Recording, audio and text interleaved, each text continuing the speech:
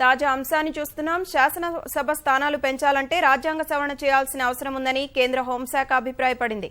Assembly స్థానాల పెంపుపై ఆంధ్రప్రదేశ్, తెలంగాణ నుంచి అభ్యర్థనలు వచ్చాయని వెల్లడించింది.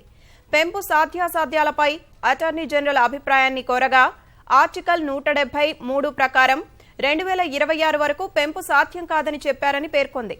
ఆర్టికల్ 170వ సెక్షన్ 26ను సవరిస్తే పెంపు సాధ్యమని ఏజీ చెప్పినట్లు వివరించింది.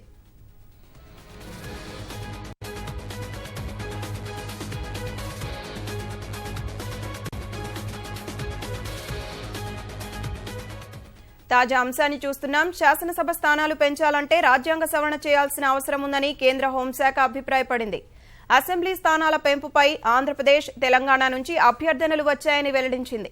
పెంపు సాధ్యాసాధ్యాలపై అటార్నీ జనరల్ అభిప్రాయాన్ని కోరగా ఆర్టికల్ 170 సెక్షన్ 3 ప్రకారం 2026 వరకు పెంపు సాధ్యం కాదని చెప్పారని పేర్కొంది.